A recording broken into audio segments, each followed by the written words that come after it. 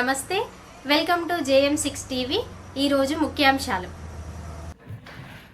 గత 3-4 రోజుల నుండి మాజీ mayor Sunil Rao, Karimnagar assembly MLA Gangula Kamalakar గారిపై ఒకరిపై ఒకరు అవినీతి ఆరోపణలు చేసుకుంటూ దొంగలు కలిసి ఊర్లు పంచుకునే విధంగా ఇద్దరు కలిసి కోట్లు సంపాదించినారు. వీరు గతంలో వీళ్ళ ఆస్తులు ఎంత ఉండే, ఇప్పుడు ఎంత ఉండే, దీనిపై సిబిసిఐడి ఎంక్వైరీ చేయాలని మరియు హోంమంత్రి సీఎం గారి వద్ద ఉన్నది కాబట్టి వారిని కూడా వీరిద్దరు సిబిసిఐడి ఎంక్వైరీ చేయాలని హోమ్ మినిస్టర్ గారు కూడా ఉన్నతాధికారులకు మా మైనార్టీ సెల్ తరఫున వీరిపై కంప్లైంట్ చేయడం జరుగుతుంది. స్మార్ట్ సిటీ వర్కులలో కానీ గతం నుండి 3 కోట్లు దాదాపు నగర మేయరు మాజీ మేయర్ గారు 3 కోట్ల ఇల్లు కట్టినాడు. అది ఎక్కడి నుండి వచ్చినాయి ఆ డబ్బులు? మీరు ఉసుకే దందా చేసుకుంటూ, గ్రానైట్ చేసుకుంటూ, సెటిల్మెంట్లు, ప్లాట్ల బిజినెస్ చేసుకుంటూ కొన్ని కోట్లు సంపాదించినారు. ఒకరిపై ఒకరు పోటీ ఆరోపణలు చేసుకుంటున్నారు. చాలా మంచిగా చేసుకున్నారు. ఎందుకంటే అందరికీ ఇప్పుడు తెలిసి వచ్చింది మీ గురించి. మేము కూడా ఇద్దరి మీద ఒకరిపై ఒకరు ఏం ఆరోపణ చేసుకున్నాం అవి పాయింట్ రాసుకున్నాం.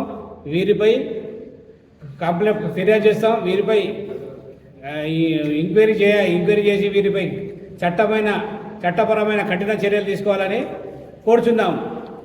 వీరే కాకుండా గతంలో బండి సంజయ్ గారి సన్మానించడానికి ఎంఏఎంఆర్ని తీసుకొని మేయర్ గారు వెళ్ళినారు.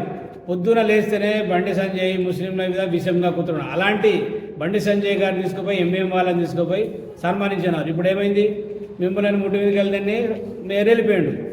చీమల పుట్టలకి వెళ్ళి పాము, కొందరు టీఆర్ఎస్ వాళ్ళు అంటున్నారు మేయర్ గారు బీజేపీలోకి వెళ్ళారు, చీమల పుట్టకెళ్ళి పాము వెళ్ళింది అంటున్నారు.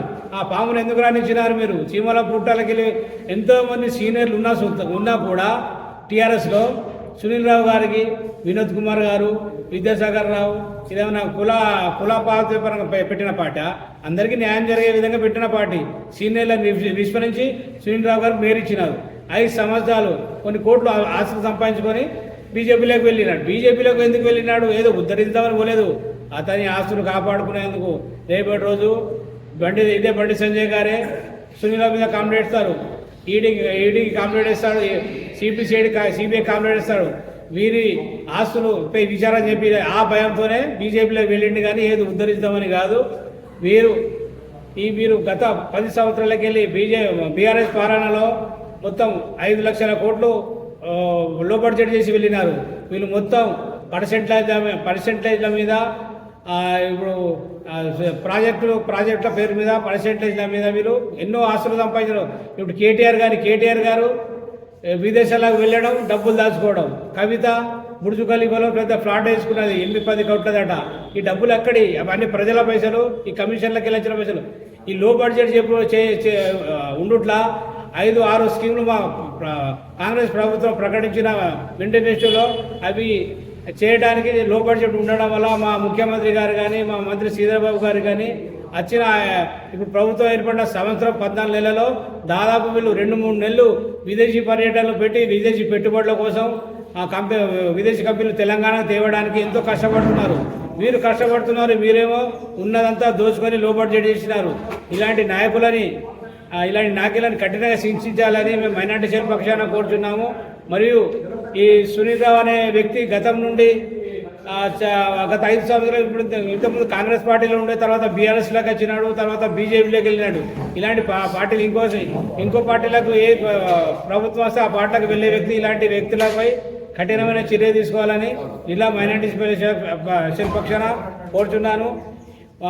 గంగుల కమలాకర్ గారు కూడా గతం నుండి ఏదో ఇప్పుడు గ్రానైట్ అవినీతి చేసి ఇంతకుముందే బండి సంజయ్ గారు ఢిల్లీకి వెళ్ళి ఈడీ కంప్లైంట్ ఇచ్చినారు.